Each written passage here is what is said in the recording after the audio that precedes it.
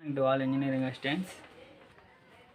Matter ఏంటంటే already వాట్సాప్లో ఒక లింక్ పెట్టాం, సన్నుడో కాలం స్ప్రెడ్షీట్ ఫిలప్ చేయమని.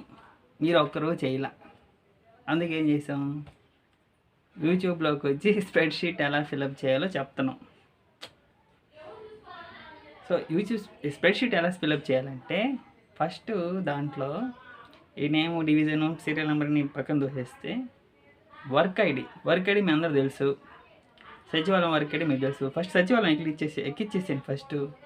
తర్వాత మనం రోడ్స్ అవి చూసుకుందాం, ఎందుకంటే డ్రైన్స్ మనకు సంబంధం వల్ల ఆర్డబ్ల్యూఎస్ కాబట్టి ఓన్లీ రోడ్స్ అండ్ బిల్డింగ్స్ ఎవరికి చూసుకుని సరిపోద్ది. సచివాలయం అన్నింటికి ఒకే వర్క్ ఐడి. ఆల్రెడీ మేము అయితే అందరి దగ్గర సచివాలయం అందరూ బేస్మెంట్లు, రూఫ్ లెవెల్స్, కంప్లీషన్స్ ఒక 2-3 కట్టారు, వాళ్ళ వరకే కదా.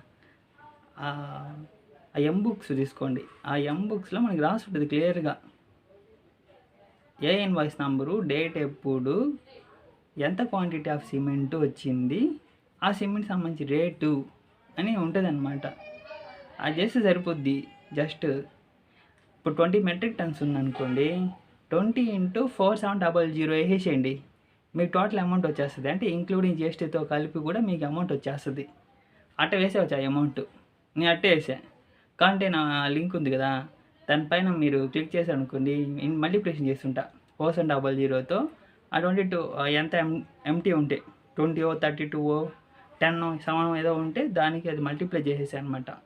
ఎంబుక్లో ఉంటుంది. ఎంబుక్లో 7F అకౌంట్ అని రాసి ఉంటుంది. దాంట్లో క్లియర్గా రాసి ఉంటుంది ఏ దానికి ఎంత క్వాంటిటీ అని చెప్పి రాసేసి ఉంటుంది. ఆల్రెడీ అమ్మేషన్ అందరి చేత రాయిపించి సంతకాలు కూడా పెట్టించున్నారు. మీకు అదేం ఇబ్బంది ఏం లేదు. మాకు వర్క్ ఐడి తెలియట్లేదు అని చెప్పారనుకోండి, MDNREGS అనేవి మనకి MGNREGS ఏపీ అని ఒక పాత సైట్ ఒకటి ఉంది, మనం లుక్ ఫర్ సంథింగ్ చూస్తుంటాం. ఆ సైట్లో పైన స్టార్టింగ్లో మనకి రిపోర్ట్స్ ఉంటాయి. రిపోర్ట్స్లోకి వెళ్ళి పంచాయతీరాజ్ డిపార్ట్మెంట్, PR డిపార్ట్మెంట్స్ అని క్లిక్ చేయండి. క్లిక్ చేసిన కిందకు వస్తే మనకి అక్కడ GSBI కనిపిస్తాయి. అవి క్లిక్ చేస్తే మీకు ఆ వర్క్ ఐడి తెలుస్తుంది. ఆ వర్క్ ఐడిని తీసుకొచ్చి మళ్ళీ ఇక్కడ లుక్ ఫర్ సంథింగ్లో కానీ పేస్ట్ చేశారనుకోండి, అక్కడ మీకు మెటీరియల్స్ అన్నీ కనిపిస్తాయి.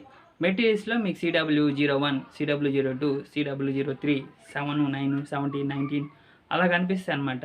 సో సిమెంట్ ఎంత మనకి CW02 కాబట్టి ఆ CW02కి క్వాంటిటీ, అమౌంట్ అక్కడ రాసేసి ఉంటుంది ఆల్రెడీ.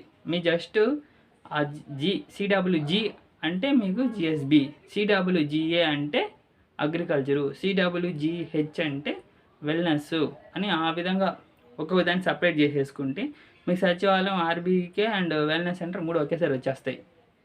అది అయిపోయిన తర్వాత రోడ్స్ అన్నీ మీరున్నప్పుడు వేసిన రోడ్సే.